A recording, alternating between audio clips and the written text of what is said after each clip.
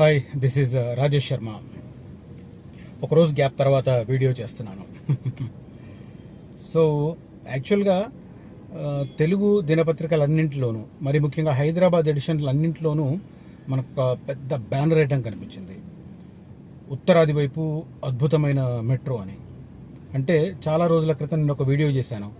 అన్ని రూట్లను కన్సిడర్ చేస్తున్నారు, ఉత్తరం వైపు, ఉత్తరం హైదరాబాద్, నార్త్ హైదరాబాద్ మీద ఎందుకు చేయట్లేదు? ఎందుకంటే ఎక్కువ భాగం హైదరాబాద్కు ఇన్ఫిల్ట్ అంటే వచ్చే వాళ్ళ సంఖ్య నార్త్ హైదరాబాద్ నుంచే ఉంటుంది ఎక్కువ.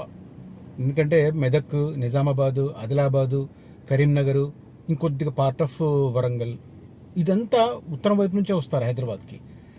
రద్దీ కూడా అదే స్థాయిలో ఉంటుంది. అఫ్ కోర్స్ ఎటు నుంచి వచ్చేవాళ్ళు అటువైపు ఎక్కువ అని ఫీల్ అవుతుంటారు.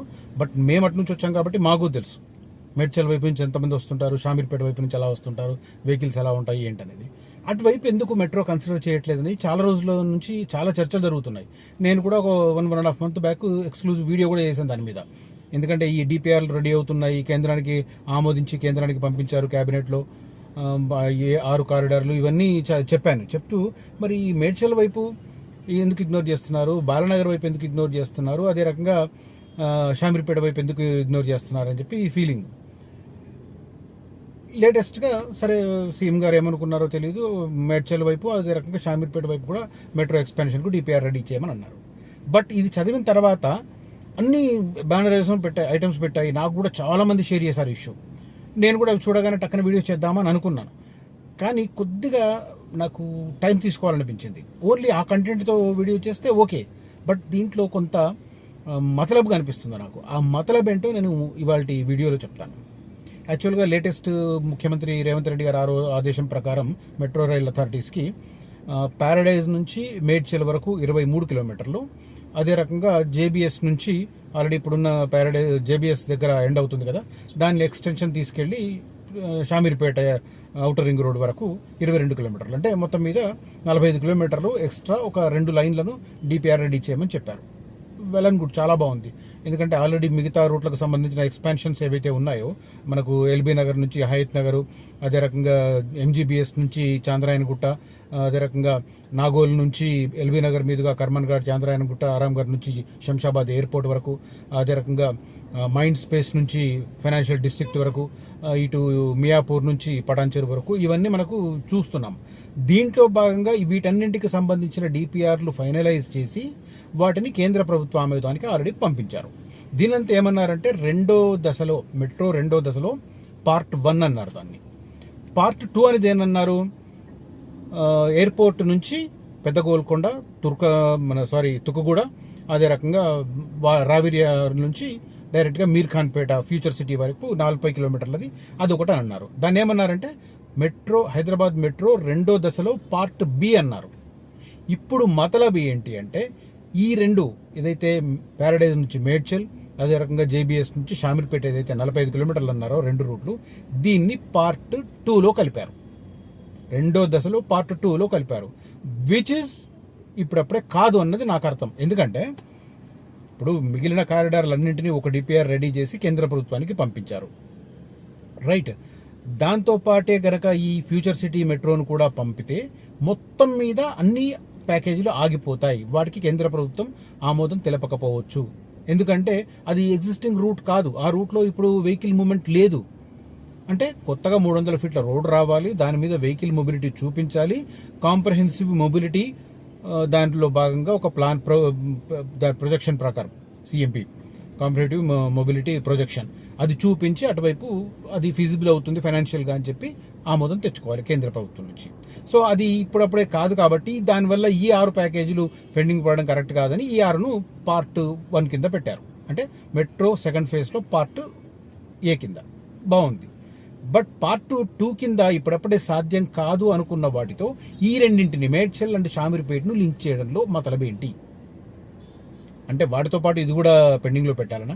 ఎందుకంటే అది ఎగ్జిస్టింగ్ రూట్ కాదు కాబట్టి మీరు సిఎంపి చూపించలేరు, కాంప్రహెన్సివ్ మొబిలిటీ ప్రొజెక్షన్ చూపించలేరు. ఇక్కడ చూపించవచ్చు కదా. మేడ్చల్ రూట్లో అబ్నార్మల్ మూమెంట్, షామీర్పేట రూట్లో అబ్నార్మల్ మూమెంట్, రైట్. ఈ 2 రూట్లో అంత స్థాయిలో మొబిలిటీ ఉన్నప్పుడు ఇమ్మీడియట్గా దానికి కాంప్రహెన్సివ్ మొబిలిటీ ప్రొజెక్షన్ చూపించవచ్చు. మరి చూపించిన దాన్ని పార్ట్ 1 కిందనే పెట్టేయచ్చు కదా. పార్ట్ 1కు ఇన్ అడిషన్ టు పార్ట్ 1 అని చెప్పి దీన్ని కూడా మా డిపిఆర్ వెంటనే ఫైనలైజ్ చేసి కేంద్ర ప్రభుత్వానికి పంపొచ్చు.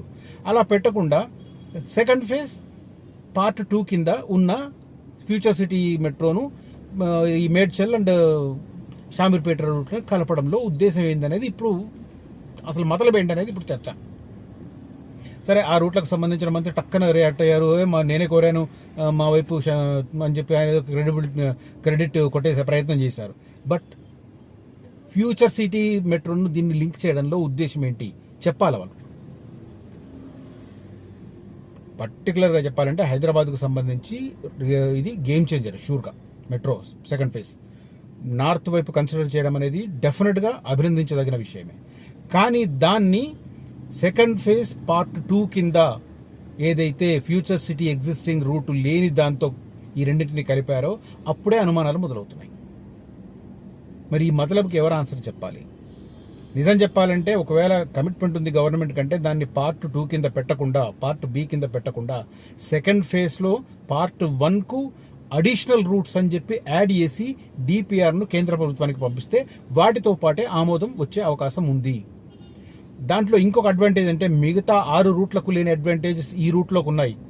ఏంటి అంటే ఇప్పుడు జేబీఎస్ నుంచి షామీర్పేటకు వెళ్ళి ఆ 14 కిలోమీటర్ల ఎలివేటెడ్ ఎక్స్ప్రెస్ కారిడార్ ఏదైతే ఉందో ఫ్లైఓవర్, దాంట్లోనే సెకండ్ లేయర్ కింద మెట్రో పెట్టవచ్చు. సో కన్స్ట్రక్షన్ టైంలోనే రెండు కలిపి ప్రయత్నం చేస్తే, ఈ అథారిటీస్ ఆ అథారిటీస్ కలిపి పనిచేస్తే pillar work and first stage వరకు ఈ వర్క్ చూసుకొని R&B వాళ్ళు చూసుకొని ఆ పైన ఉండేది మెట్రో అథారిటీస్ కనుక కట్టుకుంటే సైమల్టేనియస్గా పూర్తవుతాయి. అంటే మిగిలినవన్నీ పూర్తవడానికి 5-6 ఏళ్లు పట్టినా కూడా ఈ 2 రూట్లు అవసరమైతే 3 ఏళ్లలో పూర్తవుతాయి మెట్రో. ఎందుకంటే ఆల్రెడీ ఫ్లైఓవర్ల కన్స్ట్రక్షన్ వర్క్ స్టార్ట్ అయ్యడానికి ఆల్మోస్ట్ రంగం సిద్ధమైంది. మనందరికీ తెలుసు, లోక్సభ ఎన్నికల గిమ్మిక్లో భాగంగా ఈ 2 ఫ్లైఓవర్లకు ముఖ్యమంత్రి రేవంత్ రెడ్డి గారు వేశారు, ఫౌండేషన్ స్టోన్ చేశారు, భూమి పూజ చేశారు. 1 year కావస్తుంది, ఇప్పుడు ఇంకా 2 months అయితే 1 year. 1 year అయినా ఇప్పటికి కూడా ఏం కాలేదు. ఎందుకు కాలేదు అంటే రక్షణ రంగానికి సంబంధించిన భూములు ఇంకా స్వాధీనం కాలేదు కాబట్టి. ఇప్పుడు ఈ నెలలో స్వాధీనం అవుతున్నాయి. జనవరి 2025లో ఆ భూములు స్వాధీనం అవుతున్నాయి కాబట్టి తక్షణం షామీర్పేట వైపు ఉన్న 14 కిలోమీటర్ల ఫ్లైఓవర్, అదే రకంగా బోయిన్పల్లి వరకు, ప్యారడైజ్ నుంచి బోయిన్పల్లి వరకు ఉన్న 5.5 కిలోమీటర్ల ఫ్లైఓవర్ వెంటనే స్టార్ట్ చేయాలి. ఆ రూట్లో కూడా ఈ 5.5 కిలోమీటర్లు బోయిన్పల్లి వరకు ఉన్న ఫ్లైఓవర్లో ఆల్రెడీ 2 లేయర్లు పెట్టేసి అది చేసేసుకోవచ్చు. దాన్ని కూడా మరి కొంత అండర్ గ్రౌండ్ తీసుకెళ్తున్నారు, అదేం చేస్తారో చూడాలి. పాత మెట్రో స్టేషన్, పాత ఎయిర్పోర్ట్ కింద నుంచి వెళ్తుంది, కొంత ఒక హాఫ్ కిలోమీటర్ అట్లా వెళ్తుంది అనుకుంటా బహుశా. అది మళ్ళీ ముందుకెళ్ళిన తర్వాతకి వెళ్తే మళ్ళీ అక్కడ 2 ఫ్లైఓవర్లు వస్తున్నాయి. సుచిత్ర దగ్గర ఒక ఫ్లైఓవర్, తర్వాత మధ్యలో పేట్ బషీరాబాద్ పోలీస్ స్టేషన్ దగ్గర ఒక ఫ్లైఓవర్, తర్వాత కొంపల్లి దగ్గర ఒక ఫ్లైఓవర్. 3 ఫ్లైఓవర్లు దాటితే డైరెక్ట్గా అది అవుటర్ రింగ్ రోడ్ దాటినట్టే, దగ్గర దాకా వెళ్ళిపోతుంది, కళ్ళకి దాకా వెళ్ళిపోతుంది ఆ రూట్. సో అక్కడ నుంచి ఆల్రెడీ 8 లైన్ల అది ఉంటుంది కాబట్టి కళ్ళకోయ దాకా ఫాస్ట్గా వర్క్ చేసేసుకోవచ్చు. సో ఇవి 2 ఫాస్ట్గా చేసే అవకాశం ఉంది కాబట్టి వీటిని మెట్రో సెకండ్ ఫేజ్ పార్ట్ 1లో ఏవైతే ఎగ్జిస్టింగ్ వాటిని పొడిగిస్తున్నారో 6 ప్యాకేజీలు, 6 ప్యాకేజీలకు అడిషనల్ అని చెప్పి ఈ 2 రూట్లను కూడా కలిపి కేంద్ర ప్రభుత్వానికి పంపిస్తే వాటన్నింటికంటే ముందు ఇది రెడీ అయ్యే అవకాశం ఉంది. ఈ రూట్లో, మేడ్చల్ రూట్లో, అదే రకంగా షామీర్పేట రూట్లో మెట్రో రైలు అందుబాటులోకి రావడానికి పుష్కలంగా అవకాశాలు ఉన్నాయి. ఎందుకంటే ఫ్లైఓవర్లు కడుతున్నారు ఆల్రెడీ. ఫ్లైఓవర్లు కడుతున్నప్పుడు దాంట్లో పనిలో భాగంగా ఈ వర్క్ కూడా టేకప్ చేస్తే 2-3 ఏళ్లలో మనం దాని కార్యరూపం దాల్చొచ్చు. తర్వాత ఫైనాన్షియల్ ఫీజిబిలిటీ కూడా దండుగా ఉంటుంది మిగతా రూట్లతో పోలిస్తే. మేము ఆ రూట్ నుంచి రెగ్యులర్గా తిరుగుతుంటాం కాబట్టి ఎన్ని వెహికల్స్, ఎంత ప్రయాణికులు.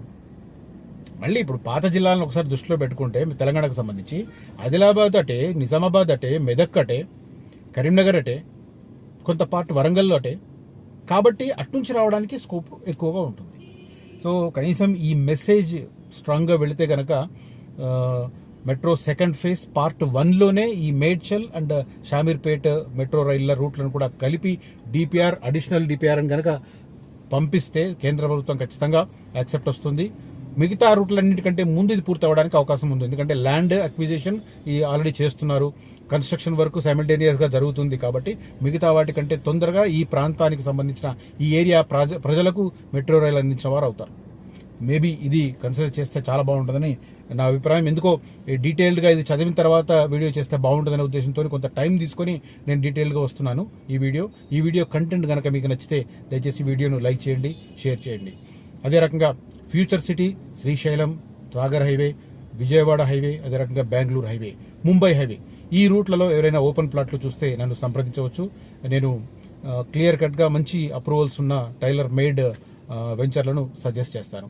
ఇక దాంతోపాటు ప్లాట్ మెయింటెనెన్స్ సర్వీసెస్ ఎవరికన్నా కావాలంటే, అంటే కొన్నేళ్ల క్రితం మీరు ప్లాట్లు కొనుక్కొని వాటిని సరిగ్గా చూసుకోలేకపోతున్నారు, అదే రకంగా డెవలపర్ గాలికి వదిలేశాడు అని అనుకున్న వాళ్ళు ఎవరైనా ఉంటే కూడా plot security services, plot maintenance services కూడా నన్ను కాంటాక్ట్ చేయవచ్చు. మా అధిరన్ గ్రూప్లో నేను ఇంట్రడ్యూస్ చేస్తాను. అక్కడ మీరు ఆ security services very affordable prices చూసుకోవచ్చు.